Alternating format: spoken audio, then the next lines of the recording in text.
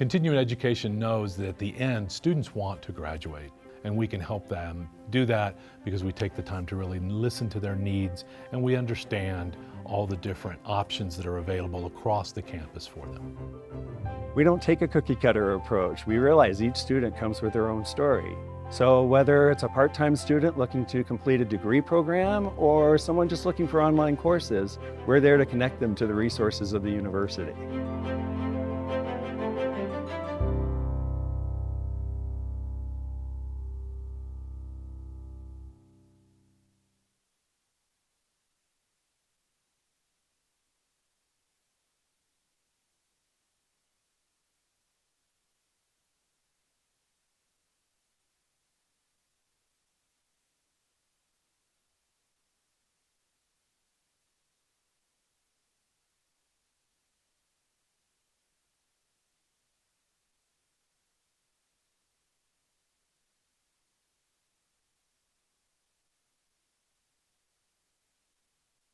Okay, good morning.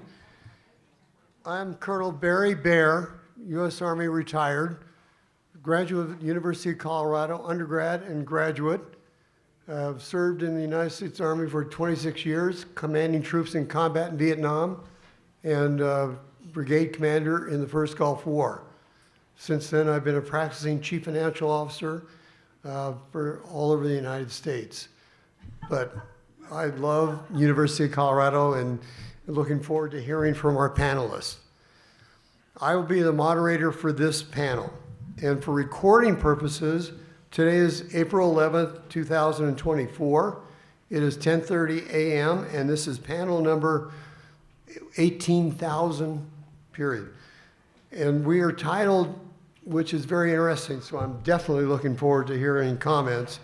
How do other countries view U.S. foreign policy considering our upcoming presidential election? But before we get started, the University of Colorado Boulder, Colorado's flagship university, honors and recognizes the many contributions of indigenous peoples in our state. CU Boulder acknowledges that it is located on the traditional territories and ancestral homelands of the Cheyenne, Arapaho, Ute, and many other Native American nations. Their forced removal from these territories has caused devastating and lasting impacts. While the University of Colorado Boulder can never undo or rectify the devastation wrought on indigenous people, we commit to improving and enhancing engagement with indigenous peoples and issues locally and globally. We will do this by recognizing and amplifying the voices of indigenous CU Boulder students, staff, and faculty in their work, educating, conducting research, supporting student success, and integrating indigenous knowledge, consulting, engaging, and working collaboratively with tribal nations to enhance our ability to provide access and culturally sensitive support, and to recruit, retain, and graduate Native American students in a climate that is inclusive and respectable. For those who don't know, for this year, for 2023-2024, we had 52 new Native American students enroll in the University of Colorado. In addition, the University of Colorado here in Boulder also established a position of Associate Vice Chancellor to sponsor Indigenous students. An individual who is performing in that role is the head of one of these indigenous tribes. So we are actually at CU putting action to where we're saying that we honor this, and you should know that.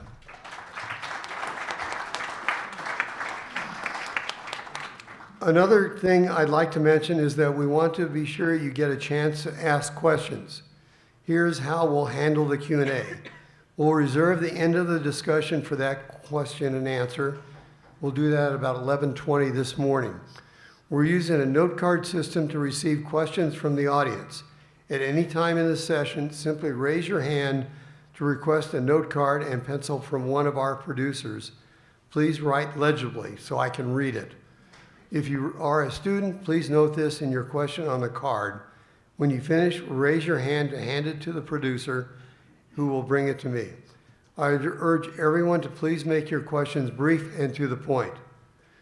And now I'd like to do a brief introduction of each panelist. And of course, for more information, you can find their full bios on the CW website. The first one is Morgan Keay. Ms. Morgan Keay is the founder and CEO of Motive International, a Washington, D.C.-based social enterprise focused on multi-sector approaches to conflict mitigation, stability, and sustainability. A former U.S. official, Morgan has served in all 3D U.S. Foreign Affairs Agency. That includes the Department of State, USAID, and the Department of Defense, largely in conflict-affected regions of the world. She served as the Conflict and Stabilization Advisor to the U.S. Africa Command, and led an interagency joint task force in Afghanistan responsible for coalition-wide transition strategy, and has designed and led operations involving U.S. military and civilians, partnerships with business influencers. But not to be just that, she also, prior to her time in the government, Morgan founded and for 10 years ran a non-government organization in Mongolia. Our second person is Benjamin Teitelbaum. Benjamin is an associate professor, and I'll try and pronounce this, ethnomusicology and international affairs. He earned a doctorate from Brown University and a Bachelor of Music degree in nickel harpa performance from Bethany College. That is, and I've heard him play his instrument. It is not your normal instrument to watch him play, and the music is very interesting. He has previously served as an instructor and head of Nordic Studies, also at the University of Colorado Boulder, and visiting scholar at Karlstad University, Sweden, and Institute for Social Sciences, History, and Philosophy at the University of Campinas, Brazil.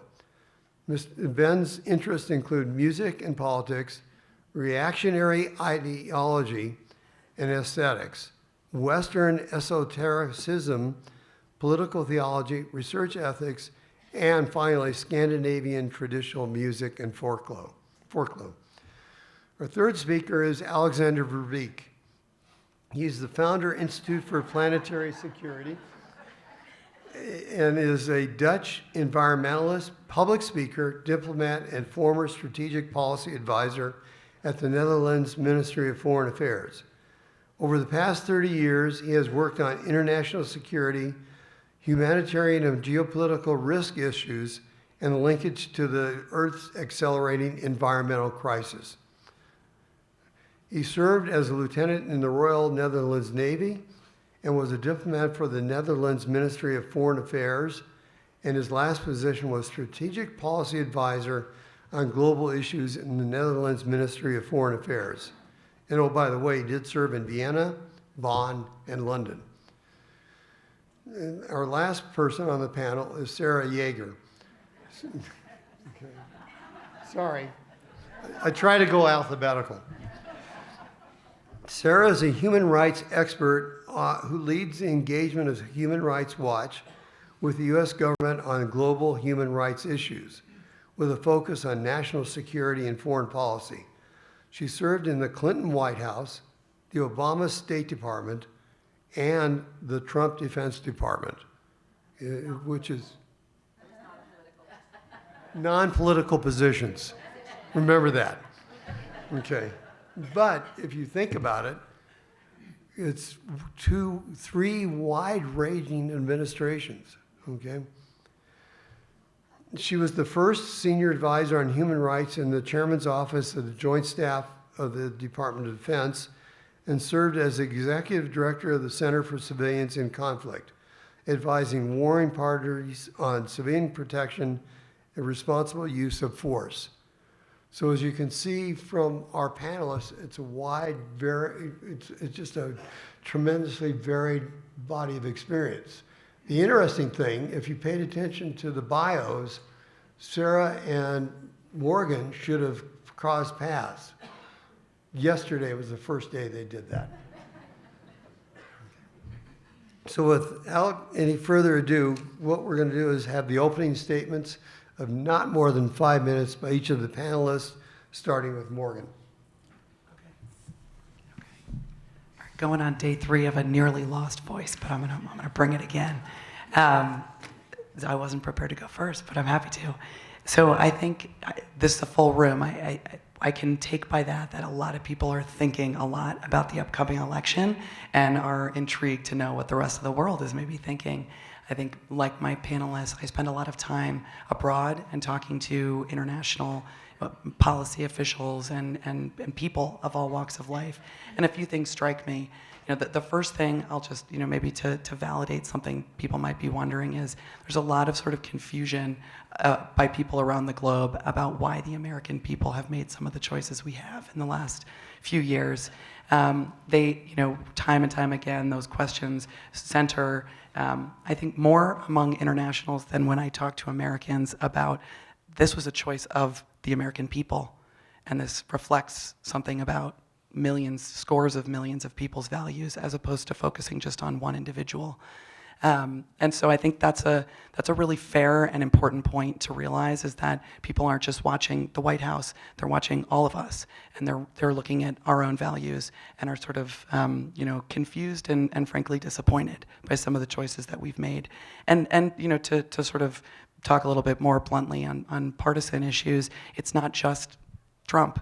It's a lot of policy decisions we've made. It's also not just the executive branch, it's judicial branch, it's some of the decisions that have been happening on the Supreme Court. But to keep with our panel, the region of the world that I work a lot on currently is Africa, and something pretty big happened in my world just a few weeks ago, and that was the country in Africa where the United States military has basically one of its only permanent installations on the continent, Niger. Niger underwent a coup d'etat not long ago, last summer, and for a long time the US government was sort of debating and deliberating whether or not we should declare it a coup, something I know Sarah works on. It's a very high stakes issue when you declare something a coup. We have laws in our country that say you can no longer engage with that country on certain issues. You can no longer provide development assistance in most regards, but also defense and security cooperation assistance. So this was a pretty big deal. And for a while, we didn't declare it a coup. And then we finally did. And when that happened, we had to basically stop a lot of the activities that we were doing in Niger. And we had to define a pathway back to how Niger could, sort of reset its relations. And the first thing they had to do was have democratic elections.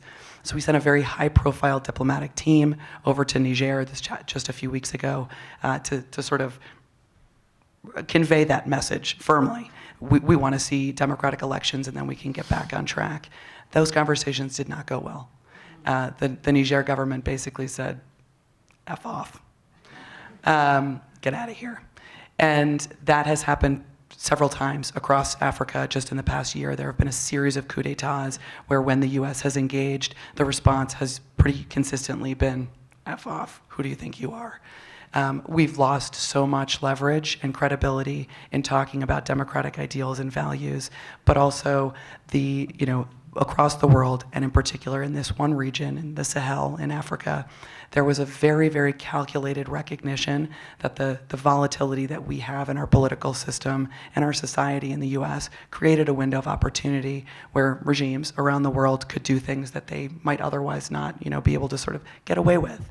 And there was a very calculated risk in knowing that our election, no matter what the outcome in November, there was going to be such sort of internal turmoil in the United States and in our political systems that very little sort of implications and focus would be, or pressure would be put on African juntas, military regimes that would have, if we had sort of cohesion and consistency in our own systems and values, could have really applied effective pressure to make sure those regimes didn't entrench themselves.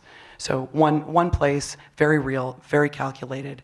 When that junta decided to execute a coup d'état, they were absolutely one of the things on their sort of list of considerations was the United States political system and the upcoming election. Good, thank you. Ben, you're next in line. You're probably wondering about folk music at this point. No, that's one of my affiliations. I should also add I'm faculty in international affairs. I study and have spent the last decades of my life studying the radical right, and it leads globally. I would add, and it leads me to perhaps look at this question in a different way. I imagine that a lot of our conversation is going to be focusing on the implications of a shift in the global order. Only fools, I've heard before, only fools think that they are actually witness to a meaningful change in their life. But you could call me a fool in that case, because I believe that things are actually changing right now, meaningfully. And we just heard an example of why, and also an example of a manifestation of that. But if there was purely a U.S. global hegemonic order reigning in the last decades, it seems to be fraying, and I don't think it's going to be rebuilt. And to the point that that Morgan just made, I actually don't think that the outcome of this upcoming election is going to change that. The die has already been cast. It's been cast by our political disputes, by our inability to act as a nation coherently and cohesively. And so what are the implications of that? I mentioned that I'm a scholar of the radical right. When we talk about all the fretting and all the fear around the world, especially in Europe, looking at our position relative to NATO, relative to the Ukraine-Russia conflict, we can, of course, comment on the anxiety that is being felt by those actors abroad and our former allies. David Cameron came over notably to lobby Donald Trump in an expression of that anxiety.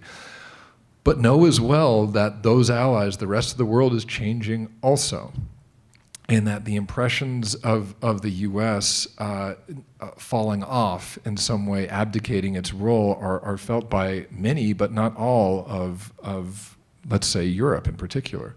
And so I wonder about counter-histories, counter-analyses, counter-understandings of the future and where we're headed, getting lost in some of these conversations. So let that be my opening statement. Be mindful of the fact that there are multiple moving targets in this discussion. Good, thank you. Sarah? Hi, I am also losing my voice. Morgan and I are basically morphing into one person, having just met yesterday. Excuse me, it's like a sinus thing. It's not contagious, please come talk to me. I want to say a couple of things because I'm coming from the Washington swamp, where I work on foreign policy, also traveling to other places as an American working on US foreign policy. So I agree with everything that has been said, but wanted to give you a couple observations of my own. One is that during the Trump years, and maybe some of you felt this way too when you were traveling internationally, I actually found kindred spirits among all the other people in the world, much more than with Americans, at least when I was traveling around America. I think in a group like this, we would all be fairly kindred spirits, but in other places, I really felt much closer to Africans, Asians, people in Europe, all very concerned as I was about what was happening to America. So for all of the terribleness, it also brought, I think, for those of us who did not want Trump to be president and saw the terrible things that were happening, it actually brought us closer to the rest of the world. From Washington, there are things that policymakers are doing to prepare for the election. There are things that people like me, who are advocates with policymakers, are doing to prepare. And then there are things that leaders in other countries are doing to prepare. Policymakers are trying, in the Biden administration, are trying to get things done because they know that they might be out. Some of these things are not good, at least as far as I'm concerned. So some of them, great, trying to make them permanent, LGBT rights, LGBTQI+ rights, women's rights, these kinds of things, trying to cement them, trying to make them permanent. Other things like the Saudi Defense Pact, which you've probably heard about, trying to make that permanent and get it actually signed, sealed, and delivered. I don't like that, but that's something that they're trying to get done very quickly because they only have possibly a year left. Now, from my standpoint, the things that my community, in the human rights community, are doing, trying, again, to make those good things permanent, but also trying to insulate things that we know President Trump will target, like the LGBTQ rights in the State Department, the things that they work on, the women's rights, the reproductive efforts that the State Department has, the civilian protection progress that the US military has made. We're trying to figure out ways to keep these quiet because we don't want them to raise alarm bells with the Trumpers, the Republicans who come in, who then try to get them nixed. And this is a very delicate balance because we also want funding for those programs. We also want attention to the good things that they're doing. So we're trying to keep them quiet while also making sure that they remain.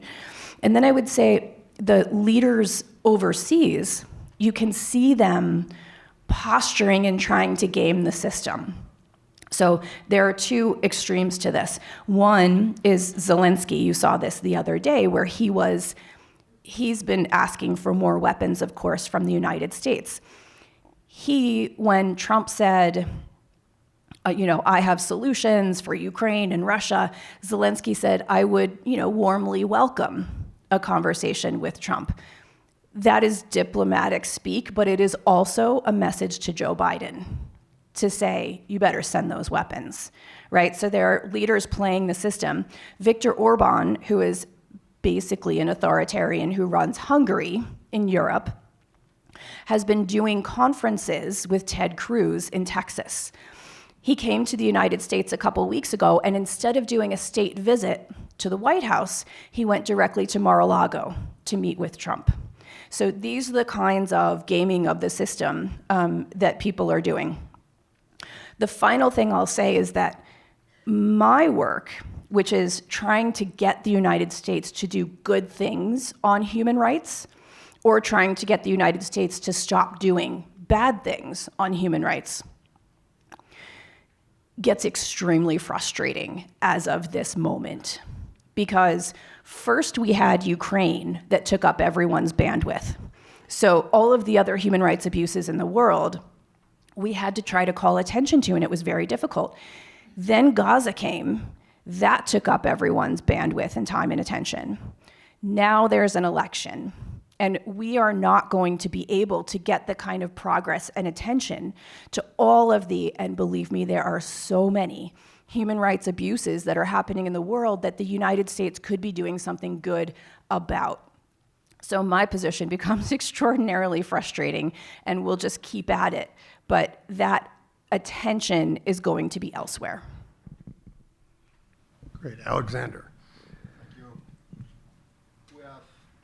It's not working. Could you put it on the mic? You don't mind? I'll use this one.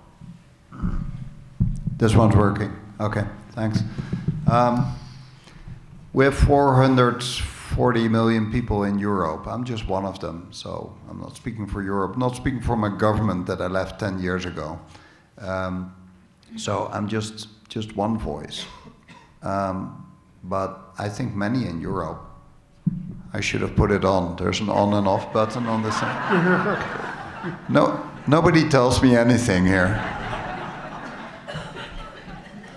I think the word public speaker was mentioned in the introduction. I didn't know this. So I'll speak for myself, for my perspective here, but I think many people in Europe are really worried about what is happening in the United States. Yes, Ben, I fully agree with what you just said on it's a slow. It's still working? Yep.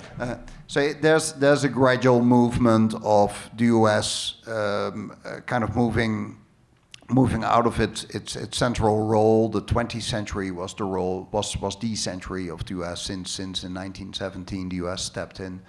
And now after about a century, it's becoming a more multipolar world. So that's a gradual movement. But history often goes very slowly, and then sometimes it develops really, really quickly. And it's possible that if Trump is re-elected, history will move really, really quickly, and it could have devastating consequences. In Europe, we have, for the first time, we have war again on our ground. Apart from the Balkans war in the 1990s, that was kind of more localized, although it was mainly the refugee crisis that made it a more international crisis. But Ukraine is much more pivotal in the history. Later we will look back at the war in Ukraine as something that you could either compare to Poland in 1939, or it might become a more regional thing and just a very sad development. But we don't know yet what place it will take in the world history. If Trump takes over, being so much in the hands of Putin by all kinds of ways, he claims he will stop the war in 24 hours. And that schedule seems to be that he will arm twist Zelensky into giving away the territory that's already occupied by Russia. And if that is the game plan, rewarding aggression, we're very much back into the late 1930s. In getting back the Rhineland and occupying the Sudetenland in the Anschluss of Austria, in occupying the Czech Republic, in brutally invading Poland. We've seen Georgia in what is it, 7th of August, in 2007, 2008, in that summer. We've then seen the occupation of the Crimea in 2014. We now see the attempt to occupy all of Ukraine, which miserably failed, but it's still a brutal war. We see this piecemeal taking of more and more land. The nature of these kind of regimes, and we've seen many of these in the past, is not that at a certain moment their hunger is stilled once they have taken a piece of land. The Russian economy is now fully weaponizing itself. It's becoming a war economy, and it's unlikely that will suddenly just turn around. So there is much more a feeling of more imminent danger. There's only in the past few months, there's for the first time in the media, you see that there's talk about war in Europe. We've never been in that place. And then we go back to the theme of today of the elections. We have one option of President Biden, who has shown to be a reliable, wise leader with a long-term vision, and who's really to try to deliver the best for the American people and recognizing the international role. And the alternative is a man who has been president, who made an absolute mess out of everything, who cannot be trusted on promises. But if he comes back this time, unlike last time, this time he will be prepared. There's a lot of people that know exactly what they want to do this time, and they didn't have that last time. And all the information that's coming out, and most of it's just on its Project 2025, it's all on the internet. You can read about what the plans are not good for peace and stability in the world, nor are they good for America. So what is the view in Europe? This is just one view, it's just my view. But what is the view in Europe generally? I think we are very, very worried about it. We don't understand the appeal of voting for the alternative to Biden. We understand that you can talk about age of a president, etc., but we don't have much other criticism. But we deeply fear a second Trump government. So that's a kind of opening statement. Thanks. Well, thank you. That's all very interesting, but I didn't hear you talk about the worldview of our dysfunctional Congress, or are they just being ignored? So let's start with Sarah on that. Do you mean how the Congress feels about the next election? Well, twofold. One, how the world views Congress and its, I don't want to be political, but there's failure to perform. Mm-hmm. And then how do they view the world view? Are we turning isolationist more than we realize? Or are there some who still are looking outward? Right. Okay. So, show me a country where the parliamentary system or the congressional system is not dysfunctional. That's not to say that ours isn't in the extreme. Ours is extraordinarily dysfunctional at the moment. But I'm not, so I think there are things called CODELs, congressional delegations, that go out all the time to various countries, to conflicts, literally every day there is a congressional delegation going somewhere. So countries and leaders and people of the world see Congress, but they see individual members, so they have those relationships. I'm not sure that the rest of the world, you guys can correct me if I'm wrong, look at Congress as as a monolith, as an entity that has much to do with the next election necessarily.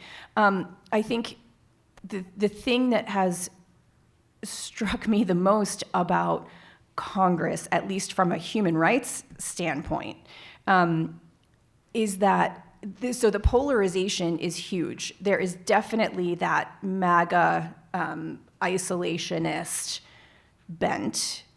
There are the other side, which still wants to engage in the world, but which is so taken up by trying to fight this isolationist bent that they're not actually engaging in the world. And so the things that I care about, where we used to have champions on both sides of the aisle for human rights around the world, for people who were experiencing mass atrocities, armed conflict, repression, support for human rights defenders, money going to them, even just speaking out for them, which does so much for them in their home countries. We're not seeing a lot of that anymore. There are senators and representatives who have their sort of pet projects because maybe they were in Sudan or maybe they went to Vietnam. But otherwise, they are not champions for the things that I think a lot of us in this room would consider American values of democracy, human rights, freedoms, and helping people around the world realize those things because of our position of power. Thank you. Alexander?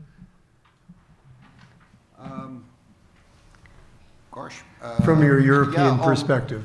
On this last issue of human rights, we need America on board on human rights. It is something where Europe and the US have been cooperating on for more than half a century very effectively. And that is something more general. I think in a world where other powers are rapidly rising, including China, it is important that we guys stick together. And we did so in the past, and I hope we will continue. I wouldn't be here without America, without the Americans willing to help us again in the Second World War to solve our problems in Europe. In the Second World War, when finally the US stepped in, that took a bit of time. It was only in December 41, but once you stepped in, it was already in the next year, everything changed. In 42, everything changed. My father was liberated from German imprisonment. My mother was liberated after 3.5 years of being in a Japanese camp. If the US had not stepped in and not beaten those enemies, I wouldn't be here. So I grew up in the Netherlands. I was born in 65. America was our ideal. They liberated us. They stood for liberty, individual as well as between countries. in the household where I grew up, not any negative word about the US was allowed to be said. There was a lot of gratefulness. America was also, growing up in the 70s and early 80s, America was our ideal. The Hollywood movies came from there. America had the best products. Americans all had whatever, their washing machines or refrigerators, and television was actually in color, and it was the whole day instead of just a few hours in black and white, as the way I grew up. We had one channel called Netherlands 1 because we had the ambition to make Netherlands 2 someday. And nowadays, when we grow up, if I look at my daughter, she's 21, the way that she views America, the way that she is looking at what is happening now, it is much more oriented at the hope of a much more unified Europe that is getting its things in order in the way we govern and the way that we take care of our own people and the international outlook that we have. We fear that we're losing that tie with the US. And both for the US as well as for Europe, it is good to stick together because there's a lot of bullies in the small neighborhood that we are living on that is called the planet Earth. And those bullies are getting stronger. So we need to stick together, and for that you need a government in America that has an international outlook and a functioning Congress. Not a Congress like yesterday that wasn't able to just hammer through something that should have been so easy, that you allow your secret services to monitor dangerous foreign interference, which is the way to prevent terrorism. How is it possible that your Congress is not able to agree on such a thing which is good for each and every American? Even such a simple thing is nowadays difficult. And yes, that worries us if we see those kind of things coming from Europe in an increasing dangerous world. So let's stick together. It's why I'm here, because I try, my individual independent level to keep ties between Europe and America functioning, and and including on the human rights. Let's stick together there too. Thanks. Thank you. Go ahead, Ben. Can I jump in? Because your question, Barry, was about global views of Congress. And there's a shorthand going around in parts of Europe, and it is Moscow Marjorie. There is a tension abroad to the fact that a small number of actors in the House of Representatives are able to delay an aid package which is seen as a life or death matter for one of the largest countries in Europe. And this is, the outrage over this relates to the fact, and also I think just the utter helplessness that some are feeling relates to the fact that they know a majority of the American people, even if the margins have gone down, a majority of the American people support and want to see support for Ukraine. A majority of the US Senate supports and wants to support Ukraine. A majority of the US House of Representatives wants to support Ukraine. A similar situation was playing out in the EU, of course, where an overwhelming majority of the states wanted to support Ukraine, but one, Hungary, was getting in the way, with Slovakia also being a player in that. The EU was able to overcome that. The US Senate was able to overcome it, but here we are. What are we at, 5 months, 6 months after this conversation had started, and a small minority of players in the US House have held this up. And it is quite optimistic to think that what is at stake is the flag that flies over the occupied territories in eastern Ukraine. It's often good, I think, if someone tells you what they want to do, that you listen to them. And what Putin said in his interview with Tucker Carlson was that he has a religious pseudo-religious historical right of dominion over Ukraine and Ukrainians, regardless of what they think about it. That's what the long history lesson was that he gave to Tucker in that interview. And we've also seen in the proposals for a peace plan that came up to that point that it was not just about the Donbass. It wasn't just about Kherson or Zaporizhia. It also included disarmament of the country. It also included cultural colonial practices of renaming streets very much in line with the practices of the Russian occupiers when they have been in Mariupol and these other places who burn Ukrainian literature. They want to take over that country and they want to disarm it. Why? Because they're worried that Ukraine is going to lay siege to this nuclear superpower? No, they want it disarmed because if they can't take it this time, if the full-scale invasion of the country didn't work out because they didn't plan it and didn't anticipate the resistance, they want to be able to do it again next time, and they would like it to go better, and they would like us to play along with it. So that's what's at stake for people right now, I think, surrounding this conflict, not just in Ukraine, but in all the other countries who have a recent history of invasion and know that they could be next, and they see a handful of targets. Marjorie Taylor Greene, yes. Mike Johnson also, who every morning I get up and I look at my phone to see, did something happen? Is he saying something? Is Marjorie Taylor Greene upset at him, which would be a great sign?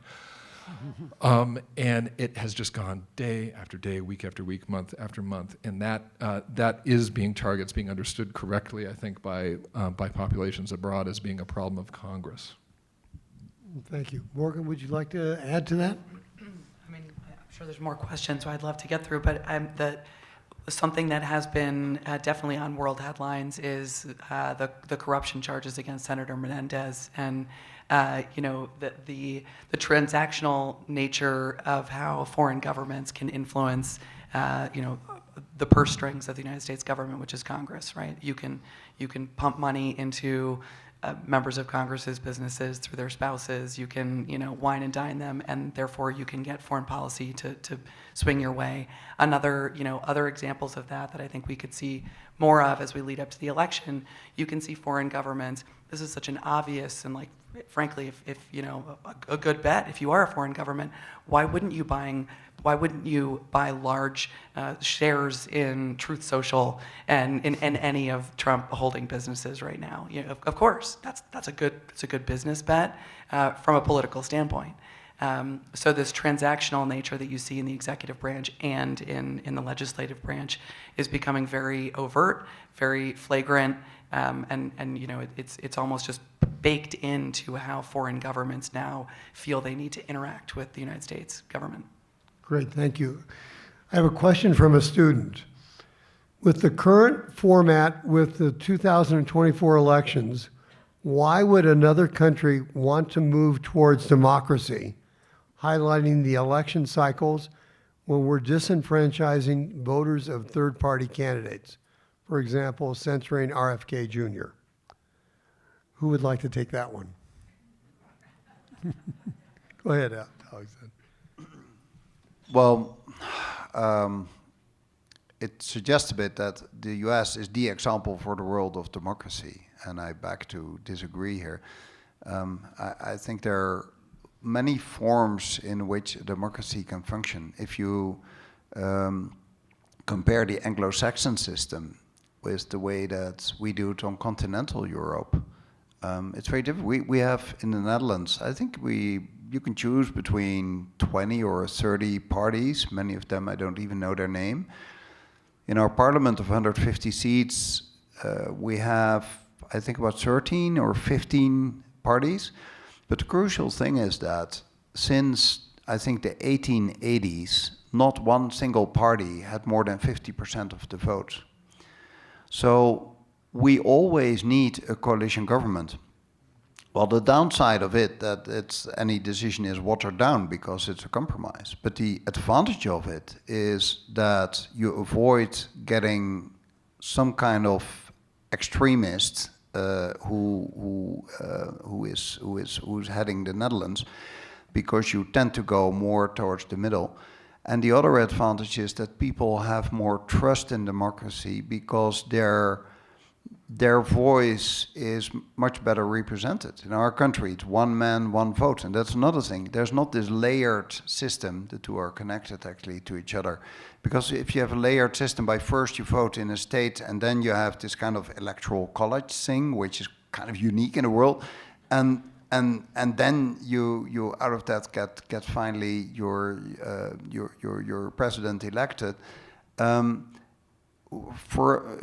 there's many states in the U.S. where it's no use to go. Let's say if you live in California, why would you vote? Because the Democrats win anyway. So a lot of votes are not really counted in a way. And in our country, all of them are counted. So people losing their faith in democracy, I think Churchill once said it's a pretty bad system, but I can't think of any better one.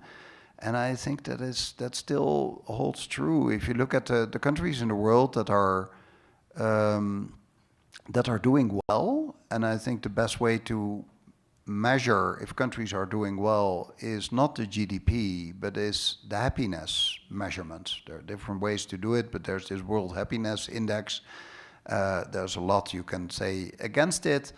But as a rough indication, you see the top 10 countries in there are, I'm pretty sure, I do have to double check, but I'm pretty sure that is all of them are democracies. You find very much Scandinavian countries in there. We are there, as Netherlands. We're number 5 last time I checked. So democracy does deliver to the people.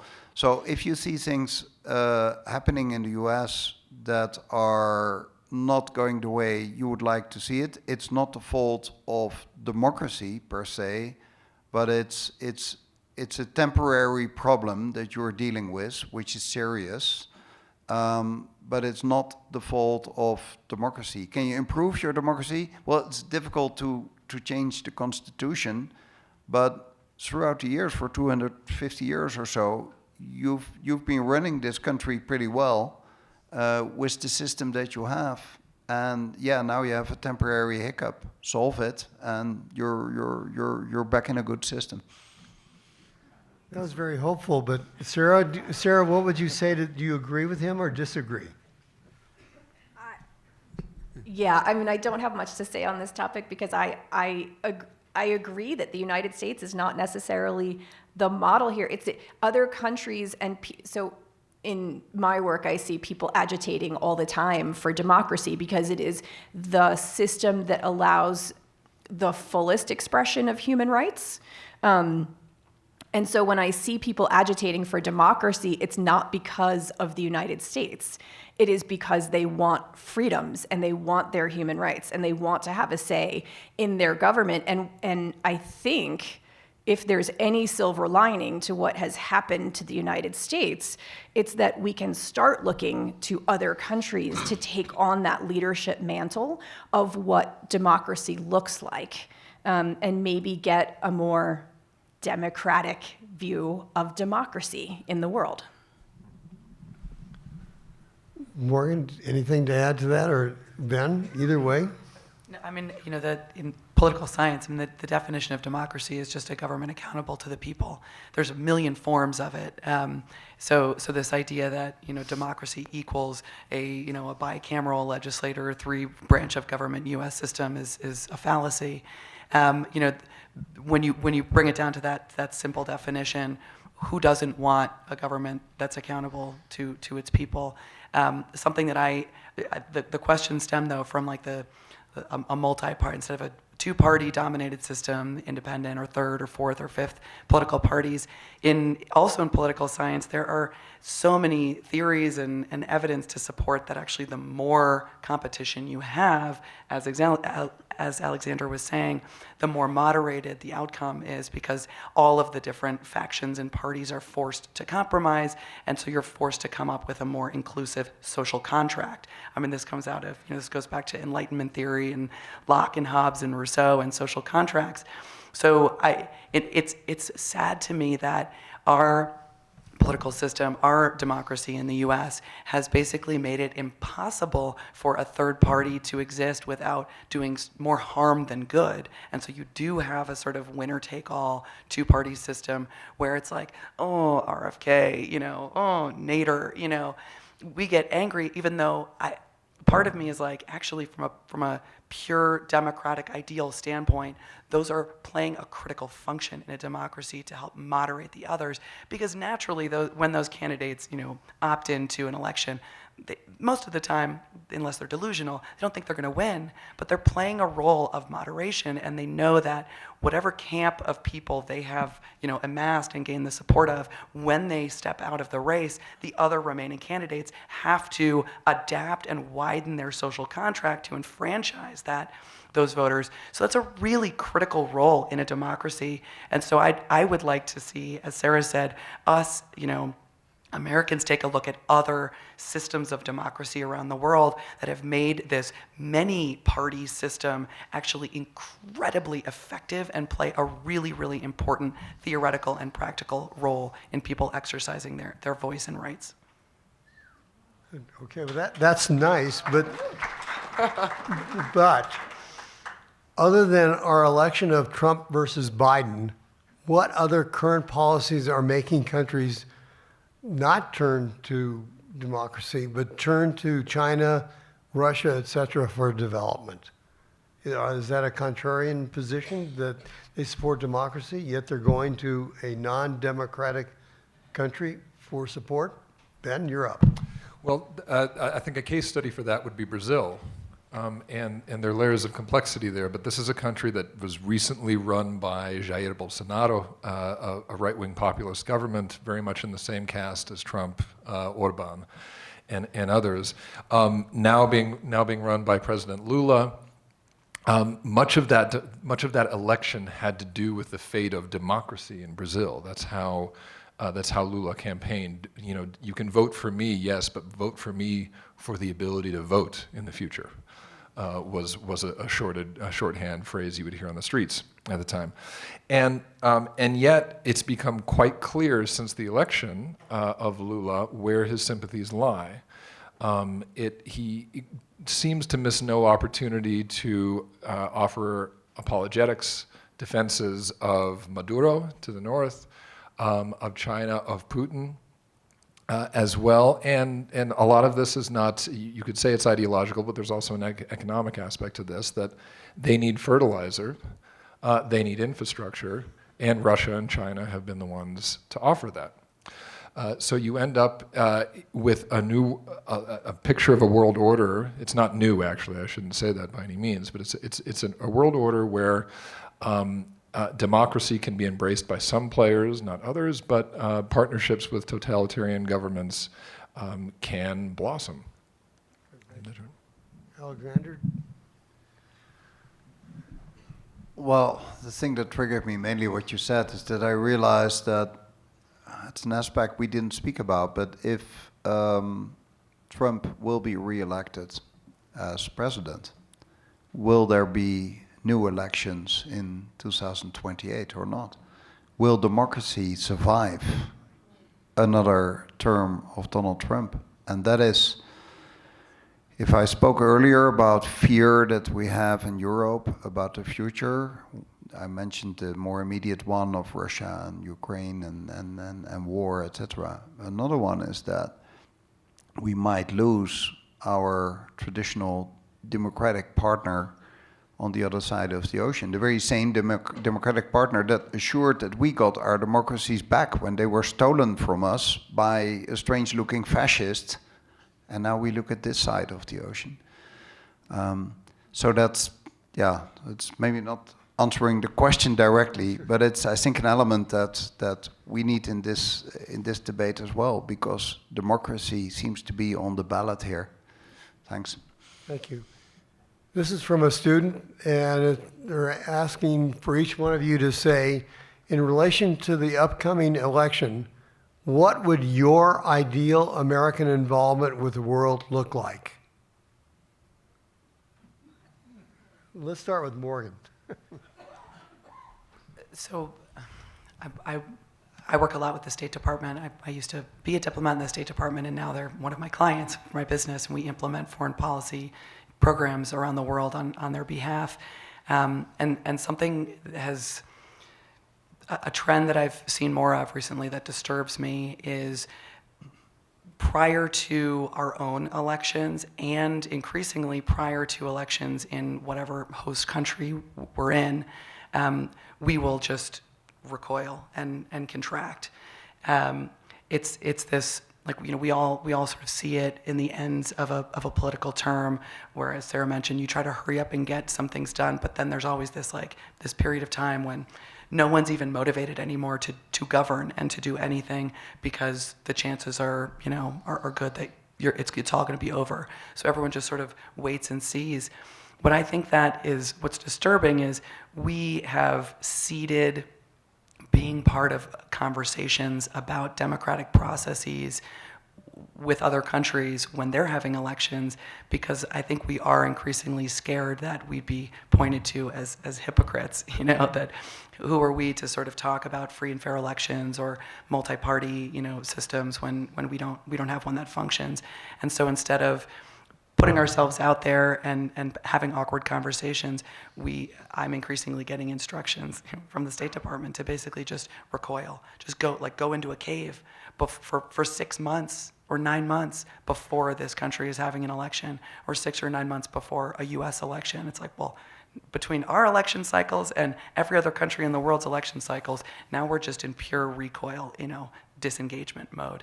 And I find that really disturbing. Ben? I think that we need to be honest with ourselves about the transitions of the global order. If we once existed in a unipolar world, we are absolutely moving to one of multipolarity. That's been the key phrase. What do we do about that? One thing I think, I wouldn't want to say withdrawal, because that means just non-participation, but if China invades Taiwan, can we stop that? I'm not sure that we can. And it might not be fruitful for us to go around pretending that we actually have the ability to do that much about it. I would hope for, having said that, I don't look to the rise of a multipolar world in the way, for example, that Brazil did. They described it as benign multipolarity. I don't put a lot of value in these structures of world governments necessarily. They can do bad things and they can do good things, and I hope that good people fight against the bad things. But if we have a bit more of a sober look at what our abilities are, we stake out our priorities. Having done that, I hope that we fight for them. I hope if that is diplomacy, then I hope we do it, and I hope we do it vigorously. If it goes beyond diplomacy, I hope there too that the inertia of our political process doesn't take our knees out. First of all, I have to stop doing so many depressing panels first thing in the morning. Like, they keep loading me up with, and Morgan too, Apocalypse Now, yesterday. This is so depressing. I have so many things that I would want for America in the world after this next election, but I would say that the one thing for me is that I think that a lot of administrations recently, Republican and Democrat, have lost sight of the long game, American values, and what is in America's interest, which is tied to American values. It is not to say that America has always been a good actor in the world. We all know that it has not. But recently, at least from what I've seen in my lifetime, there is a lot of exchange of those long-term interests and values for short-term gains. So we're so concerned about Russia, we're so concerned about China, we're going to send weapons upon weapons upon weapons to everyone to say, please be our friend and don't be their friend, right? So it's that kind of thing that I think, and that's, I mean, don't be fooled by when President Trump says, America first, we're gonna focus at home. No, he's gonna engage just as much with the world, but it's going to be in a much more cynical way. It's about the how. It's about the how we engage. And even this administration, I have been very critical of these short-term gains, the Saudi Defense Pact, the $4 billion in drones that is going to India at a time when India is turning authoritarian. These are because of China. It is because of China.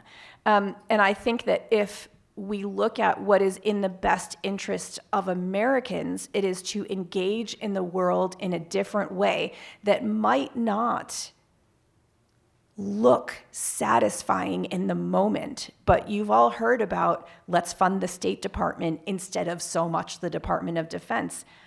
fund the diplomats and the development and the foreign assistance and all of the things that people look to America for. And that's not to say that we're not going to continue selling weapons. I am sure we are. But this kind of very cynical approach to these short-term gains, I think, is something that I would definitely want to see changed. Alexander? In the 20th century, the world was, in a way, more easy to understand. That the countries that were democratic, like the US, like Europe, also had the most economic success. So you were rewarded by being a democracy and taking care of your own people and having certain, moral and legal values on how you treat people. That was rewarded by a thriving economy. And now it's a new system. You see that what happened in Southeast Asia, first with the Asian tigers in the 1980s, and later now on a large scale in China, that has been extremely successful economically, lifting 400 million people out of poverty that are now living in apartments and can watch television, which is an enormous success, and there's all kinds of other ways to measure their economic success. But under a truly repressive, non-democratic system, which is very much against all the kind of values that we share in the West. And that creates a completely new situation. And in that field, I think it's important that we stick to the values that we have believed in the past. Just as Sarah seconds ago was referring to as well, it's important to keep that long-term eye on the ball of where you want to go to. That doesn't mean isolation. Sorry, I'm insulating my house now. I'm mixing up my English. Isolation. America has tried isolation in the 1930s at a moment that in the rest of the world oppressive regimes were taking over and were growing in part in their power, and that didn't work until this massive wake-up call in December 41 in Pearl Harbor, and suddenly it was just like we have to get involved. And then, since it was at such a late stage, it was a very brutal, long time, costly involvement. It cost you like 400,000 Americans that lost their lives in the war. I'm not saying that you could have avoided it if a few years earlier, but an earlier international involvement, maybe it could have changed how the world would further develop. It's not an in vitro kind of test that you can do again. It's an interesting thought. Now we're there's a lot of parallels to let's say the middle of the 20th century that we find ourselves in. Again, you see other systems coming up that are very alien to our values, and that ultimately might threaten the way that we live our lives in the West. So let's stick together. Let's stick to our values. And live up to the promise that we have had for already so many years. Thank you. We have about 8 minutes left. I'm going to try and slam in 2 more questions and closing statements. But the next one is for Sarah, actually. To what extent are human rights a part of U.S. appeal to foreign governments? And to what extent are they a liability to those governments because they would rather not be bothered, such as by China, which won't bother countries about their domestic affairs? I mean, this is my whole career. I'll try to do this in just a couple of minutes. The United States, I think much to its credit, when it is selling weapons and offering security assistance and doing training and advising. This is a lot of what we do with the rest of the world, especially after 9/11. It's all like this counterterrorism frame. We include human rights conditions in that. We include civilian protection conditions. We include training on international law and these kinds of things. What I continue to hear, I mean, you guys make up your own minds. What I continue to hear is that if we didn't have those things, then other countries who are going to China would be much more willing to come to the United States. That has not, because it's so much easier. China doesn't care about human rights. That has not been my experience. My experience with other militaries around the world in particular is that they actually appreciate having that kind of relationship with the United States where they can say, yeah, we did a human rights training. We're involved in the rules-based order through international law. There are these very important connections to America through that. So sure, there are some states that don't want that, don't want us messing about in their human rights business. But they were probably going to go to Russia or China anyway.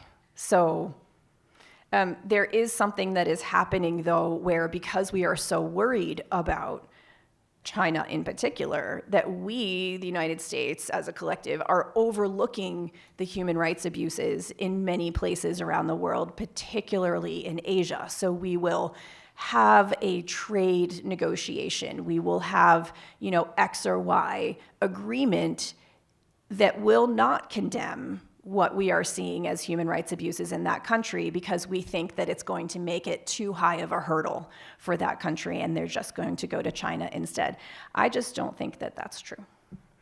Thank you. One last quick one. This is for Alexander because he's a climate change guy. Could the rising instability in the world be intricately linked to the Earth heating and entropy rising naturally? Yes, clearly. Climate change is the biggest long-term threat that is rapidly increasing its impact. And that impact includes a lot of people not being able to live anymore on the land where they used to live. They're moving somewhere else. They're going to find the resources that they need or a climate where they can lead. And that leads to a lot of tensions. You see it now on small scale. I'm not sure whether it was this session or an earlier session today where it was referred to as an example, as in the Sahel, this area just south of the Sahara in Africa where it's getting drier, where people are coming on the move, and they, let's say the nomadic herdsmen, they clash with people that are sedentary farmers.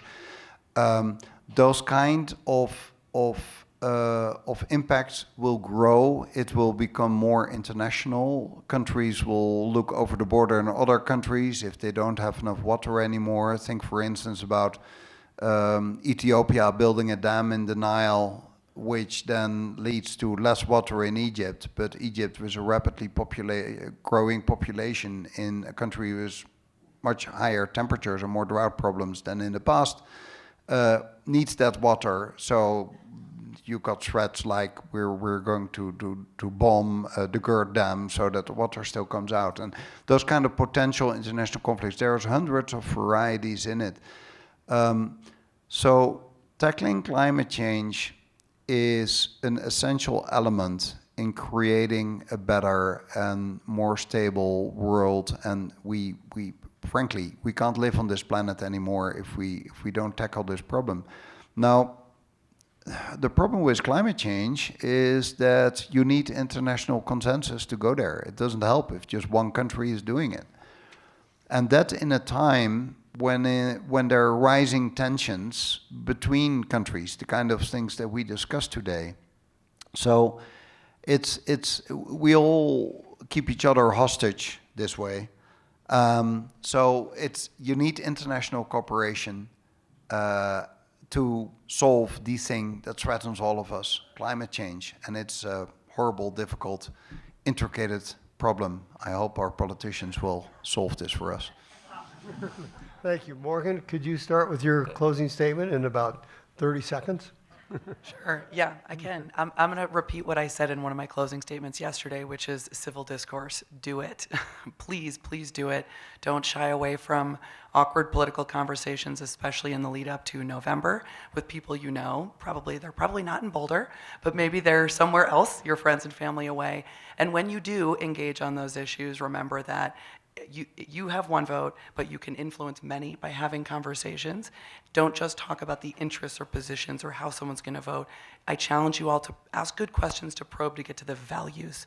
Really hold your friends and family accountable for what are your values, how will you vote accordingly. That's how this election will be shaped in a way that you'll feel good about, and hopefully so will I. Great, thank you. Ben? One way to read the history of the 20th century is to look at the apparent surface-level conflicts between capitalism and communism as they spread throughout the world and say actually what was going on in all those cases was a common desire for, especially the non-Western world, to modernize, and it used the cover of those other ideologies and state systems in order to do that thing, to modernize. I'm thinking about that as I'm processing a statement that Sarah made, actually, that with the spread of democracy, and this was in response to the student question, with the spread of democracy, it might not always be embraced as democracy per se. But what is being desired in many cases is something that is attendant to democracy, something that I think would be more apparent in the compound concept of liberal democracy, namely freedom. I think that interest is still vibrant. I think that is still vigorous right now. And to use Brazil as one example again, despite all of the international shifts and alliances that we see coming out of Brasilia, there is still broad sympathy among the population for the United States. I don't think it's for democracy per se. I think it is for freedom. And I think that narrative can continue to live and thrive and change things. Thank you. Sarah, please. 2 quick things. 1, let's all commit to go vote. And 2, as you engage in this election year, not only in the presidential election, but state and local, please ask questions about foreign policy. It needs to be on the ballot. Great. Alex? I agree with all 3 previous speakers. Thanks for coming here, and yeah, do vote. Thank you very much. We appreciate a round for the